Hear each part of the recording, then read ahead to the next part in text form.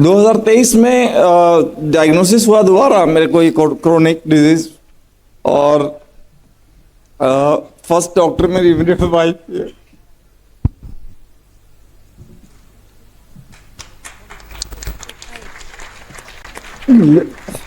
लेकिन ठीक है, थोड़ा सा अपने आप को कंट्रोल करना पड़ेगा।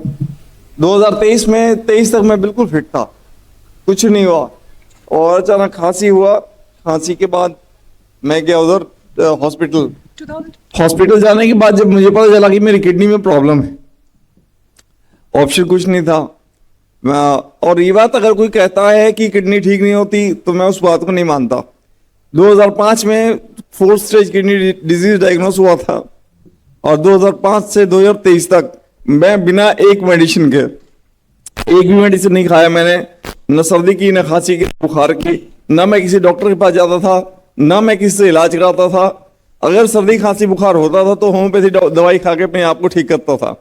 मेरे फादर होम्योपैथी डॉक्टर थे और वहां से मैंने 18 साल अपनी जिंदगी के ऐसे चलाए हैं।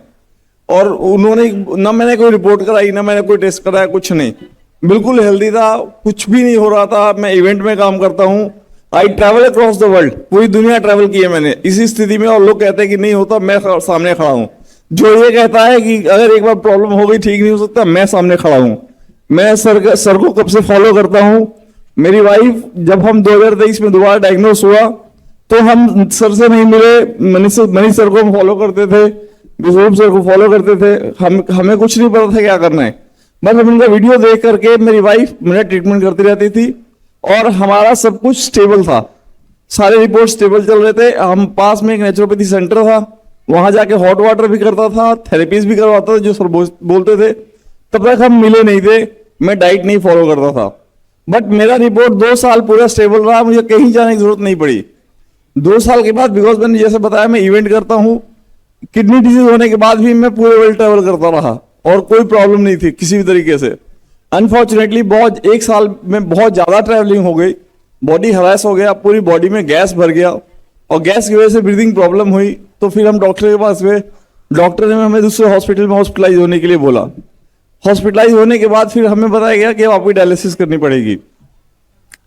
तो उसके बाद जो है वहां से डायलिसिस का दौर शुरू हुआ। लास्ट ईयर अप्रैल की बात है और जून की बात है। जब डायलिसिस शुरू हुआ तो पूरी बॉडी में तकरीबन 20 लीटर के आसपास पानी भर गया, पूरा बॉडी ऐसे स्वेल करके हो गया। उसके पहले मेरे बॉडी के अंदर एक भी सिम्टम नहीं था। जब से मेडिसिन शुरू हुई थी बीपी की, उसके बाद स्वेलिंग वगैरह शुरू हुआ था। जब तक मेडिसिन नहीं लेता था कोई स्वेलिंग नहीं था मेरी बॉडी के अंदर। उसके बाद स्वेलिंग शुरू हुई, स्वेलिंग शुरू होने के बाद फिर बीपी अंडर कंट्रोल होना शुरू हो गया।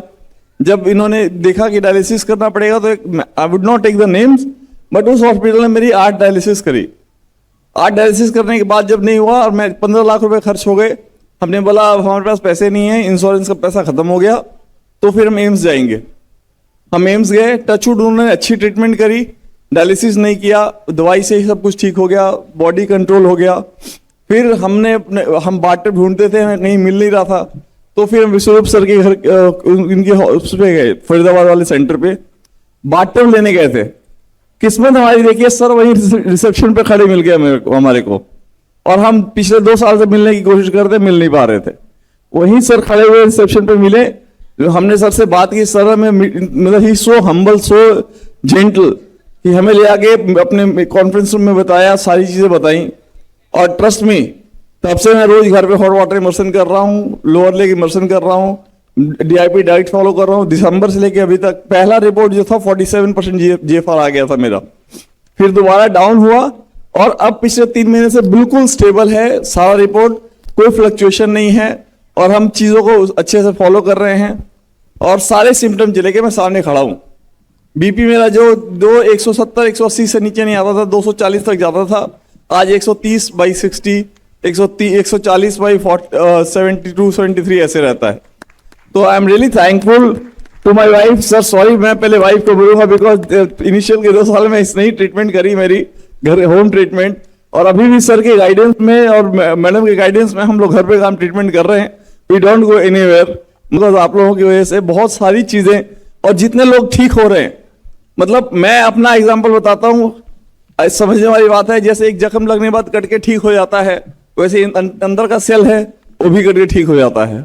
बहुत वीडियो देखता हूँ आप लोगों के अगेंस्ट और उन सबको बोलता हूँ कि जो जिसको मिलना है मेरे से आके मिल ले, मेरे से पूछ ले कि रिपोर्ट क्या होता है और कैसे होता है, मैं बताता हूँ। Thank you sir. जब उस दिन हमारी मुलाकात तो ऐसी ही हुई थी कैजुअली, हाँ रैंडम हो गई थी, और तब मैं देखा कि कितने ज़्यादा परेशान है। मैं आई कुड अंडरस्टैंड, अगर मैं इनकी जगह होता तो मैं भी इतना परेशान होता, जबकि हमें क्लियरली पता है कि ये करने से आसानी से ठीक हो जाएंगे। और जिनको रिपोर्ट देखने का शौक है, रिपोर्ट भी यहाँ सामने है। पहले क्रेटिनिन 3.65 था, अब क्रेटिनिन नॉर्मल हो गया 1.66। पहले EGFR 22 था, अब 47 पे आ गया, डबल के करीब हो गया, हाँ 36। Yes, I would like to say something. First of all, I would like to express my gratitude to Dr. Sir, Biswarup Sir, Manish Acharya Sir and पूरे इस टीम को। एम्स के पास 2005 में है ना डायग्नोस हुआ, तो उस वक्त भी आंसर नहीं था उनके पास, उस टाइम भी यही था, विल वेट एंड वॉच। और आज भी जब अभी पिछले साल इनको जब मैंने डिस्चार्ज कराया तो भी इनका सेम आंसर है, वेट एंड वॉच।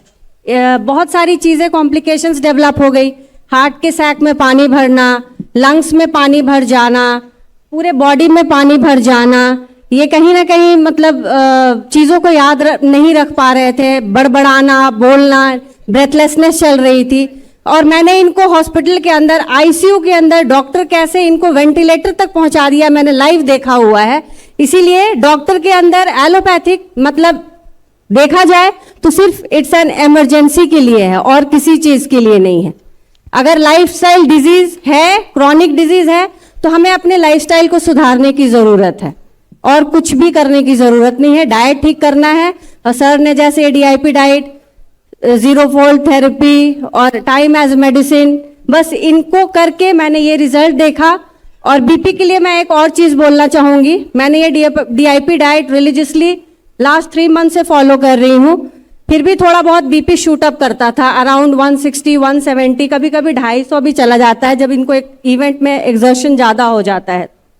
लेकिन मैंने एक चीज़ नोटिस किया कि मैंने इनका कंप्लीट मीठा बंद कर दिया, तो इनका BP ऐसे ही आज 3 दिन से इंसुलिन स्पाइक ना होने की वजह से BP बिना मेडिसिन के नॉर्मल रह रहा है। तो मैं सबको आपको मैसेज देना चाहती हूँ कि insulin is the main cause जो BP को स्पाइक करता है, ना कि सोडियम। ये गलत है, ये मिथ है, मैंने ये प्रैक्टिकली करके देखा है इनके ऊपर। So I would like to express my gratitude to all this organisation, और सभी आप जितने भी आम जनता हैं, मैं हमें जागरूक होने की जरूरत है। ये सारा मिथ है, हमें मिसगाइड किया जा रहा है। एलोपैथिक सिर्फ जहर है, व्यापार चल रहा है और कुछ भी नहीं। धन्यवाद। आपने मोटिवेट किया, ना केवल अपने आप को ठीक किया, आपने एक मैसेज भी दिया कि आप जैसे और भी जो पेशेंट्स हैं, जो भी हमें देख रहे हैं, वो सब भी घर बैठे ही ठीक हो सकते हैं। आप घर बैठे ही ठीक हुए, आप ना तो हमारे क्लिनिक आए ना हॉस्पिटल गए। तो ये बड़ा मैसेज है कि बड़ी से बड़ी दिखने वाली बीमारी आसान से आसान तरीके से घर पे ही ठीक हो सकती है, घर पे भी नहीं, घर पे ही। तो ये आसमान लाना पड़ेगा। एक चीज और है कि मेरी वाइफ ने डिसाइड किया है कि सर की तीनों कोर्स करके सबकी सर के साथ काम करेंगे। अच्छा है कि आपने एग्जाम्पल देखा, तो आप दुनिया में कंट्रीब्यूट करना चाहते हैं, most welcome. Thank you, thank you. बड़ी से बड़ी बीमारी का आसान से आसान इलाज घर बैठे ही हो सकता है। अधिक जानकारी के लिए कांटेक्ट करें nearest doctor BRC clinic @home।